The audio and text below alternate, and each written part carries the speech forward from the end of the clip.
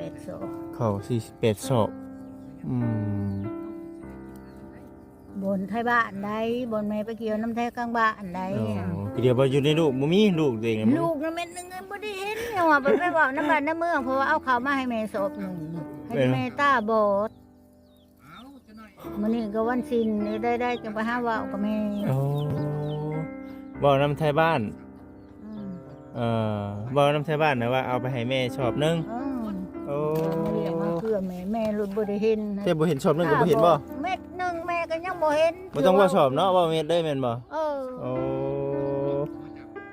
แม่ตู้ลืมบ่จักเขาเอาให้อยู่บ่จักบ่มื้อนี้ก็วันศีลแม่นบ่แม่ก็ต้นบ่ได้ไปแม่ก็ต้นบ่ได้ไปหากินวันศีลนี่คือบ่ไปเลยว่าได้ก็คือเขาเจ้าเว้าทั่วบ้านทั่วเมืองว่าเอาเข้าให้แม่ก่อนสอบนึงพอได้อยู่ได้กินเพราะว่าแม่นอลีบ่เขาเจ้าถามมื้อนี้ก็วันศีลคือข่อยว่าให้เอาความว่ามาแต่ใส่โอ้ยเนาะขึ้นน้ำบ้านน้ำเมืองคืออันนี้ก็พอบ่ได้ว่าอ้ำหรือว่าพางเขาว่าเขาพวกลูกเอามาให้ก็แม่ก็ยังบ่ได้เจาะเขาให้งานข่อยก็ไผก็เห็นแต่ว่าข่อยไปรับจ้างเกี่ยวคนตกมือเนี่ยข่อยไปเกี่ยวเขานำเขาไปคนเขานำเขาไปมัดเขานำเขา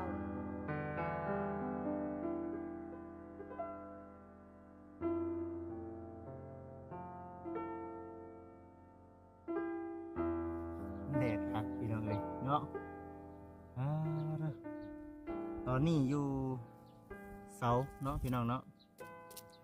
เสาเฮือนเนาะเสาเฮือนไม่เสาปูนพี่น้องเอ้ยคือว่าเรื่องเสานี้มากองกันเรียบร้อยแล้วเนาะถือว่าครบได้ละ1 2 3 4 5 6 7 8 9ถือว่า9ต้นพี่น้องเอ้ยเนาะเอาก่อนอื่นเด้อพี่น้องเด้อกับทักทายสบายดี FC ทุกท่านเนาะทั้งฝั่งลาวฝั่งไทยทั้งต่างประเทศพอกับจิตมานี้เนาะที่ขึ้นมาแถวคุณเพิ่นมานี้ก็ได้จุดประสงค์มานี้พี่น้องเลยเนาะทางบริจิตเองผมด้วยทางทีมงานเมื่อนี้สิมาจ่ายค่าเลื่อยไม้พี่น้องเนาะจ่ายค่าไม้ซะก็ได้ก็ได้พี่น้องเนาะจ่ายค่าไม้ก่อนเพราะว่าทั้งสั่งปาดไม้เพิ่นนี่อ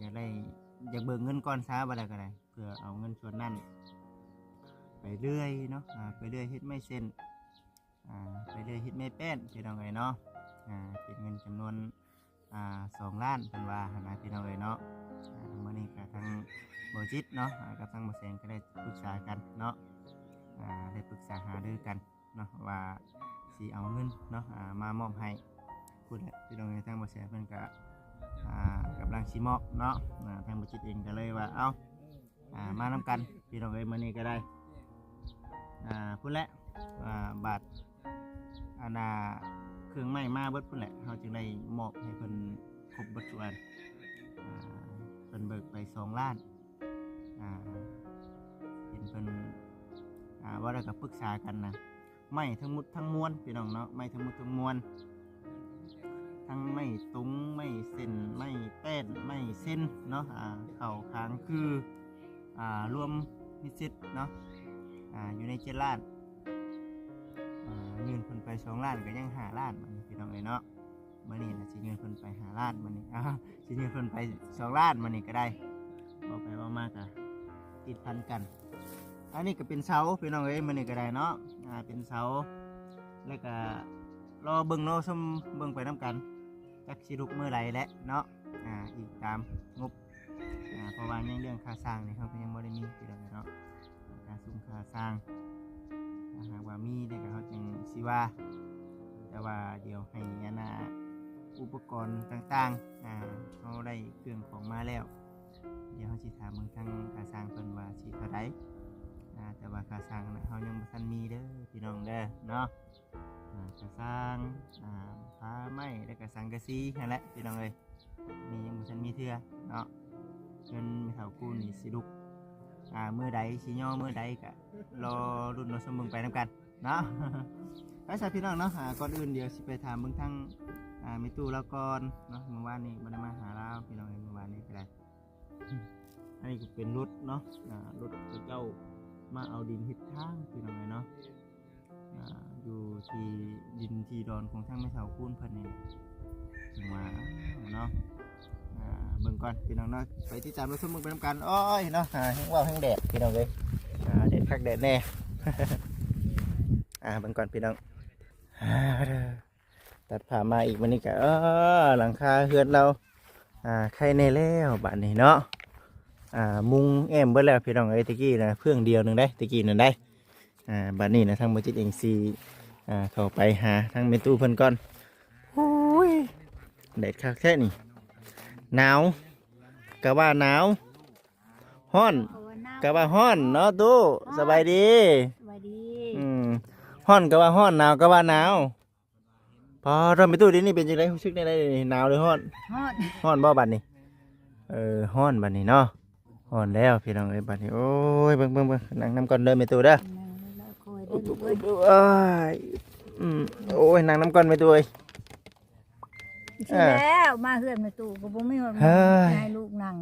เพิ่งบ่ได้ขึ้นสิได้ยุกนี่ จักแล้วลูกเอ้ย เอ้ยเนาะได้กินข้าวแล้ว แล้ว กินแล้ว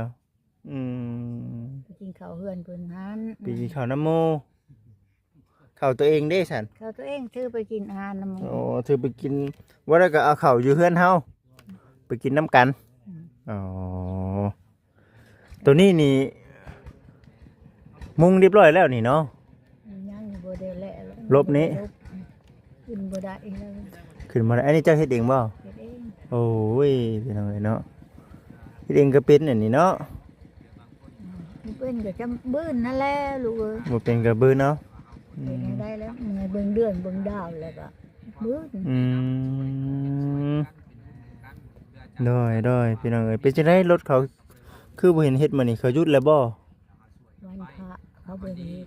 วันพระน่ะเขาเจ้าหยุดอ่า แล้วก็เฮ็ดอีกมื้ออื่นก็ยังเขาเจ้าหยุดแล้วบาดนี้ ย่าบ่พ่อบ่บัด เขาเจ้าพ่อแล้วก็จะไปเอาหมองใหม่อีก ไปหาบ่อนใหม่โอ้ เขาได้หมองใหม่อีกเด้เขาก็ไปเอาตัวนั้นต่อไปอีก บ่อนใหม่เลยเนาะ เอาห อื ม้องใหม่เลย ม ก็ดินดอนก็หลายคนอยู่อยากให้นะมันก็บ่เหมาะสมมันบ่มีหมักหินนี่นะ คือดิน จังหวะโคน ดินของเจ้าแม่บัดมีขี้ดินติโอ้ไอ้เนาะเอานั่นแหละมื้อนี้น่ะทั้งบ่เซ็นมามอบเงินเนาะลูกกับบ่เซ็นปรึกษากันนั่นแหละมอบเงินให้สร้างเพิ่นก่อนเพราะว่าสิได้ให้กับสร้างเพิ่นน่ะไปเดือยไม้เดือยตอก แม่น บัดนี้น่ะยังอยู่5ล้านบัดนี้เด้อ จะ เอาเงินมาแต่ใช้5ล้านสิให้เพิ่นบัดนี้ เลิกแล้วลูกเอ้ย ฮะ แต่เก่าลูกเอานะใช้ซะ ฮะ แม่บ่มีพ่อกี่ บ่มีจะกี่บ่ ได้มาแจ้งแม่ว่านะ โอ้ จ่าย2ล้านยัง5ล้าน ยัง5ล้านได้ป่ะ แม่ก็ค่า ค่าบ่บัดนี้บ่ ค่าแล้ว เอ้ยพี่น้องเอ้ยเนาะ มีแต่ลูกมันแลเบิ่ง เออได้แต่ใจค่าไม้ค่าตอกกันแหล้วแม่ตัวเอ้ย ได้เท่าใดก็เอาซะถูกลูกเอ้ย แต่ค่าสร้างนี่ยังบ่ทันมีได้ อืม ค่าสร้างแน่ผ้าไม้กระจาดแน่สังกะสีแน่ตะปูแน่บัดนี้คือยังหลายแนวแท้ หลายให้แล้วเพื่อสิเป็นเฮือนลูก อื เอ้ย ม คอยเป็นแลกกว่าโกโพูนเอา ค่อยไปเนาะ คอยไป ปลูกโกโพนเอาติ โกโพูนนะ โอ้ยพี่น้องเอ้ยเนาะ นั่นแหละพี่น้องมื้อนี้ก็มาหาทางแม่ตู้ลาวข้าวน้ำซ้ำปลาน้ำใน นั่น โอเคอยู่ ยังอยู่ อืม เขาก็ยังอยู่ เขาก็ยังอยู่ผ้าห่มผืนนอนใส่อยู่บ่นี่บ่ได้ใส่ใช่มันได้นี่เบิ่งข้างใด ห่มอยู่ห่มแล้วก็พับไว้ แม่นบ่ แล้วบ่พับเห็นอะไรมึงมองนอนซั่น แม่นบ่ยันว่าเพลง โอ้ย ยันว่าเพลงของใหม่ บ่ได้แพงแล้ว ยันว่า ก็ห่มรู้แล้ว ยันว่าเนาะนั่นแหล้วเนาะมานํกันนี่แหละพี่น้องเอ้ยมา 3-4 คนมื้อนี้ก็ได้เพราะว่า อยากจ่ายเงินให้กับสร้างเพิ่นเพราะว่าอีกประมาณเพิ่นเว้านะวันที่เช้านี่น่าสิแล้วอยู่เครื่องของเอาไม้มาเนาะมือยุงมือย่อนี่ก็ยังบ่ทันจักบัดนี่ยังบ่ทันจักเทื่อ เฮ้ยไปไรลูกเต้าบัดนี้ทั้งแม่ตู้เอ้ย ลูกเจ้าก็ยังเก่าหั่นแหละลูก ยังเก่ายังเคย ยังเคยหั่นแหละ เป็นจังไดคือว่าสิเว้าเรื่องดินเรื่องดอนเว้าเลยบ่ เอาเรื่องดินเอาเรื่องดินเรื่องโดนใช้ นี่ตัวนี้เด้ ดินอันนี้ โดย แม่บ่ให้มีปัญหา บ่ให้มีปัญหา เขาจะเอาแล้วก็เอา บ่ให้สร้างปัญหาอีก บ่ให้สร้างปัญหาอีก แล้วไปลูก เดี๋ยวก็แล้วไปเนาะแล้วไป มีปัญหาแล้วมันยากเนาะตู้เนาะดีแล้วซั่น แม่ก็สนับสนุนเฮ็ดหนทาง สนับสนุนเฮ็ดหนทาง หนทางก็เฮ็ดบ้านแม่ก็ได้น้องถ้าขาดคืนน้ำกินก็ยังว่ากินให้บ่คักแนวนึงเพิ่นเพิ่นเฮ็ดให้เพิ่นบ่ปานทั้งเทิงให้นี่นั่นสิได้แต่น้ำใส เห็นนะบ่แม่ตู้ไปเฮ็ดนะไปเบิ่งเลย ไปเบิ่งแม่ลงไปเบิ่งเช้านี่ งามอยู่บ่ งามอยู่ งามอยู่เนาะคักอยู่ ครับเพิ่นว่าเพิ่นปานให้ทั้งเทิงนั่นเบิดบ้านอันนี้กินน้ำในนี่ก็แล้วมีแต่สิลืมลงกินน้ำแม่นี่แล้วลูกเอ้ย เบิดบ้านกินน้ำหันเนาะเบิดบ้านเนาะเออ แล้วก็แม่ก็สิระดมเบิดบ้านลงเฮ็ดหัวซอย โอ้ ใครไปก็กินน้ำก็ลงเฮ็ดหัวซอยแม่ ไปทั่วซอยในเด้อติ เออ เลิกเติบบ่ เลิกเติมเม็ดป้ายบ่ลืมได้ อ๋อระวังเด้นำหนองเนาะอืม ทางบ่คักแต่น้ำบ้านไหลลงนี่แหละ นำบ้านบ่ มันสิน้ำบ้านนี่แหละมันสิไหลลง อ้าว น้ำมันลงอันที่เขาปาดแล้วเว้นให้นะโอ้ยครับ คักปานหยั เบิ ง ดบ้านน้องห้อยนี่กินบ่งนี้เอาอันนี้โลดลูกเอ้ยตัวเอาซื้อ เออ เดี๋ยวนี้ถือกระปุ้ยแกพุ่นแกพี่อยู่ เดี๋ยวนี้ได้ โอ้ โอ้น้ำอยู่ในบ่อนจะเอาสิเบิดแล้วบ่ หมดแล้ว เออ ลูกกระตักก็ยังได้ดอกหาบหนึงเท่านั้น ช่างว่าแต่ตุไม่ตู้ไปตักเบิ่งได้บ่มัน กระตักเด็กมันหาบ โอ้ พ่อแม่สิว่าอันนั้นแม่ลงไปเบิ่งมันสิยังน้อยยังลายเฮาได้ลงไปหลุด เห็นบ่ มื้ออื่นมื้อเฮานี่สิไปเอาในไสเด้ น้ำมันก็เบิดแล้วเนาะอืม จังว่าได้น้องอันนี้นั่นเป็นอนามัยได้อันนี้นั่นเบิดบ้านนี่ก็จะกินอันนี้ คำอนามัยได้ได้เนาะ คันอนามัยได้ โอ้โดยพี่น้องเอ้ยเนาะเฮ้ยเฮ็ดได้ซั่นเนาะเบิดบ้านนี่เอาคนที่มีน้ำใดเป็นของตัวเองนี่มีหลายอยู่บ่จักคน เพื่อนนี่ก็มีเพื่อนนั่นก็มี สอง เพื่อนนั่นก็มีก็ตายก็บ่ลืม สองเบิดบ้านนี่สองราคาเฮือนบ่ สาม มีลายหลังคาอยู่ลูก บ่โอ้เจาะได้อยู่แม่นบ่แถวนี้ ได้อยู่ เขาเจ้าบ่มีเงินเจาะเนาะ เดี๋ยวมันบ่มีเงินเจาะอันแรก อืมคนใดครอบครัวใดที่มีน้ำบาดาลนี่ถือว่าบ่คิดอุกเรื่องน้ำเนาะแม่นบ่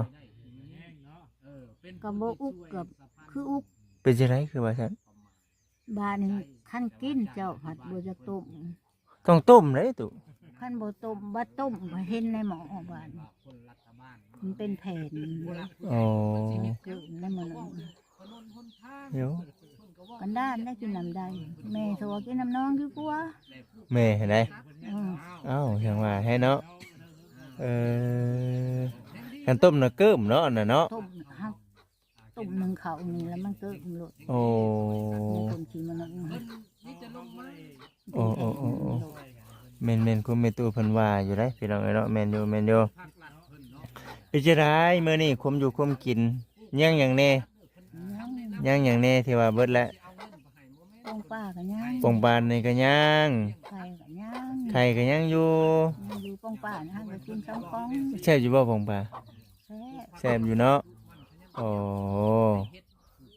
กะว่าสิได้กินเฮิงเติบอยู่บ่ ไข่เด้ค่ะไข่เด้ ไข่กันยังแตะนึง ไข่ยังแต่หนึงว่าไข่โอ้ แจงได้อันนี้บอกบ่ได้ตัวได้ บ่ได้ตัวน้ำเนาะอ่า ดีแล้วฉันคือสิได้กินถึงเติบอยู่บาดนี่ กินเฮิงเติบอยู่ ปาก ก็บ่ได้อ้ำนี่ได้ยังบ่ได้เจาะ ยังบ่ได้เจาะอยู่บ่กับเขานะ เขาก็ยังบ่ได้เจาะกินข้าวขายให้งานก่อนเขาให้งานแม่เฮ็ดลายเลยนำเขายังให้บ่เบิดแม่ก็ไปทำ โอ้ไปทำเอาอยู่ไส อันนี้เฮือนหลังนั้นแม่ไปเกี่ยวนั่น10 กว่าวัน 10 กว่าวันเขาเจ้าให้เจ้าเท่าไหร่ตุ จักได้ยินแต่ว่าน้ำบ้านน้ำเมืองเลยสิให้3 ศอก ให้3ศอกเดี๋ยวนี้กินเท่าไหร่แล้วเด่น กินนี่นั่นคันสิมาว่าเลยบ่ตกศพนึง ประมาณศอกหนึงอืม3ศอกข้าวเปลือก จักเขาเปลือกจักเขาซ่านน่ะว่าแต่เพิ่นว่า3 ศอก อืมได้หลายบ่เขาเพิ่นหลายบ่ เขาเพิ่นได้40ป้ายเขา โอ้ 48ศอก เขา48ศอกอืม บนไทยบ้านใดบนแม่ไปเกี่ยวน้ำไทยกลางบ้านใด โอ้คือเดียวบ่อยู่ในลูกบ่มีลูกตัวเองอะ ลูกนั่นแม่นนึงบ่ได้เห็นเนี่ยว่าไปเว้าน้ำบ้านน้ำเมืองเพราะว่าเอาข้าวมาให้แม่ศพหนึงให้แม่ตาบอดมื้อนี้ก็วันศีลนี่ได้จังไปหาเว้ากับแม่ โอ้บ่นำไทยบ้าน อืม เอ่บ่นำไทยบ้านนะว่าเอาไปให้แม่ชอบหนึง อืม โอ้ มาเรียกมาเพื่อแม่รู้บ่ได้เห็น แต่บ่เห็นชอบหนึงก็บ่เห็นบ่ เม็ดหนึงแม่ก็ยังบ่เห็น บ่ต้องว่าชอบเนาะว่าเม็ดได้แม่นบ่ เออ โอ้ว่าเม็ดหนึงเลยชอบหนึงบ่ต้องเว้าเนาะอืมเฮ้ยเนาะ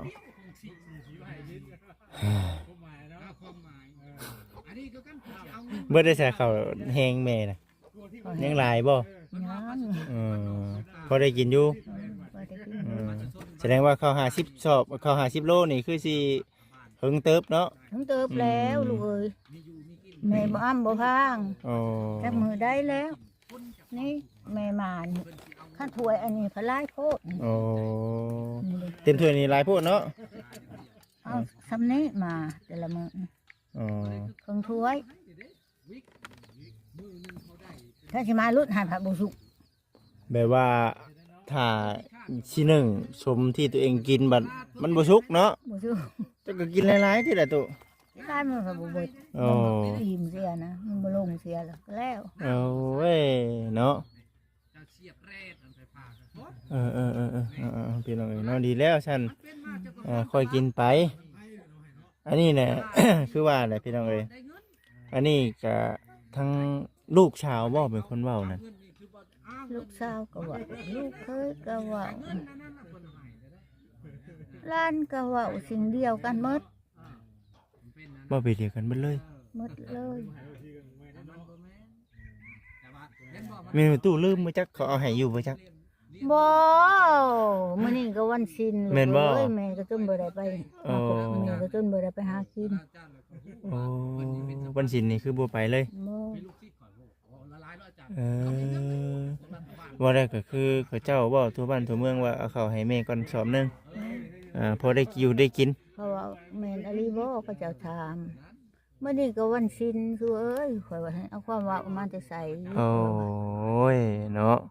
ข่อยกินน้ำบ้านน้ำเมืองคืออันนี้ก็ข่อยบ่ได้เว้าอ้ำเว้าพางเขาว่าเขาพวกลูกก็มาให้ก็แม่ก็ยังบ่ได้เจาะเขาให้งานข่อยก็ไผก็เห็นแต่ว่าข่อยไปรับจ้างเกี่ยวคนตกมือเนี่ยข่อยไปเกี่ยวเขาน้ำเขาแล้วคนเขาน้ำเขาไปมัดเขาน้ำเขา โอ้โอ้โอ้โอ้ จังได้กิน ฉันบ่ฉันเอ้ยก็บ่ได้กินคือเก่าเนาะ ก็บ่ได้กินคือเก่า ข้าวหน้าตัวเองชับเนาะแม่นบ่ เขาหน้าเองฮะเม็ดหนึ่งก็บ่ได้นะหน้าเองก็เขาเห็ดก็บ่ได้นะ น่าเจ้าของเขาวเม็ดหนึงก็บ่ได้กินติ บ่ได้กิน เออ เห็ดก็น้ำก็จนจะตายก็เม็ดหนึ่งก็บ่ได้กิน เอ้ยเนาะ บ่อิ่มไปใช้บ่รู้บ่ให้น้ำตามันก็ออก อืม เปิดบ้านเมืองเพิ่นยังเมตตาว่าแม่ว่าโอ้บ่ลูกแท้ๆอย่างนี้ อืมก็เจ้าว่าในใดชาวบ้านเขาว่าในใด ชาวบ้านเขาก็เว้าคือแม่เว้านั่นนะ อ๋อ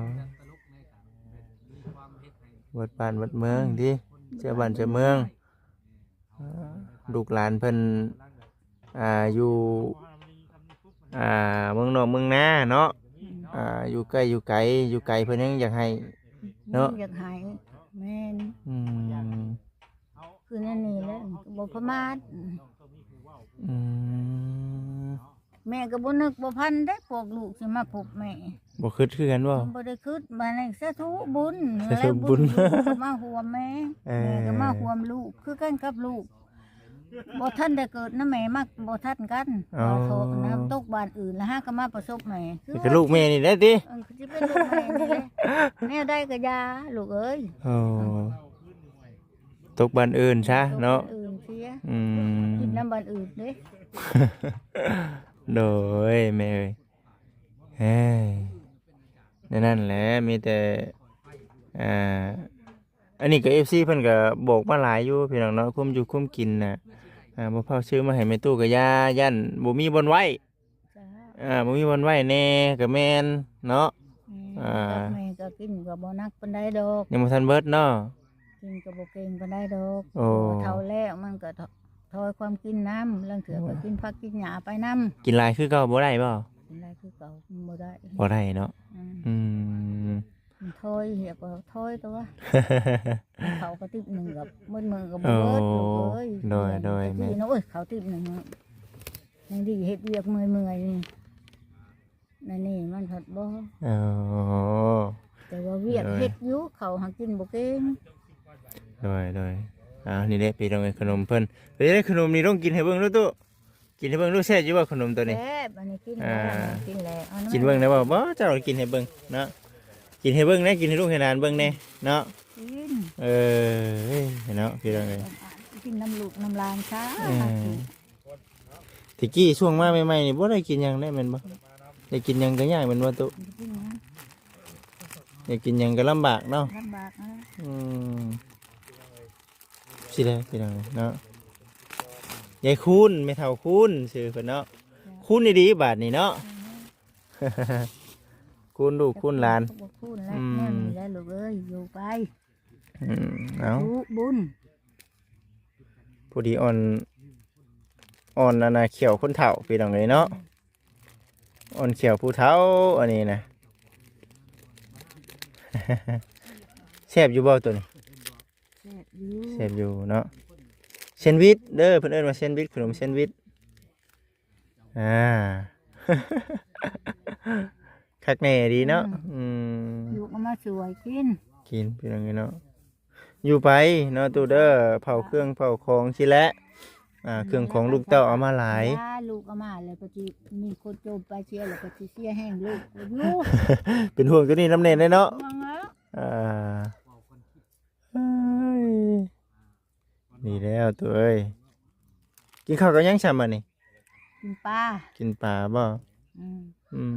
มเพื่อนนั้นจือปลาแล้วก็จะละแล้วก็จะไปกิน กินน้ำกันเนาะ แม่ไปบ่ได้มันแม่บ่ได้ไปหาคุกมากินมันกิน มันสิมันกินน้ำหมูเนาะ อยู่ สิแหละเพิ่นกินน้ำตัวกินน้ำเพิ่นซั่นแหละ กินเต้าน้ำเบิ่ง ต่างคนต่างชูอาศัยกันเด้อาศัยผู้ใกล้เฮือนเคียงลูกเต้าลูกหลานน้ำบ้านน้ำเมืองนี่แหละ มูชามาเขาก็มาปุ๊บไปให้ลูกกิน อ้าวตกใจเลยเนาะ ใครบ่ เอ้อ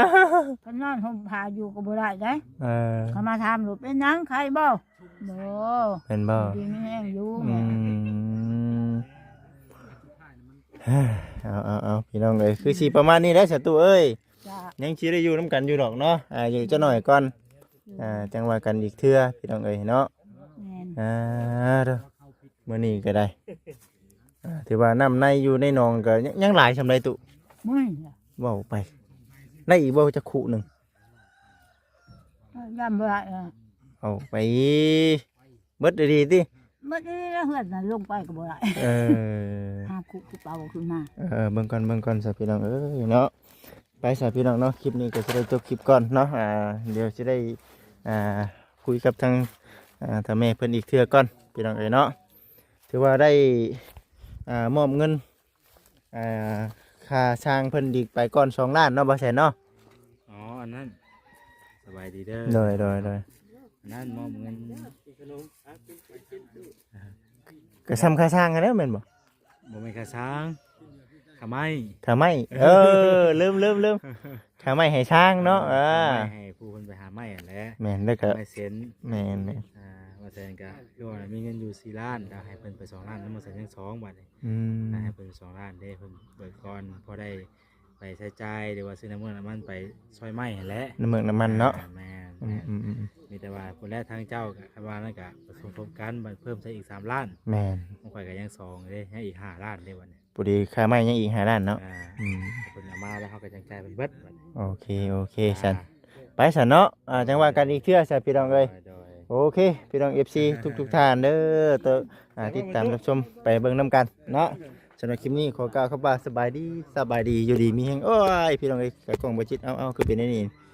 อ่า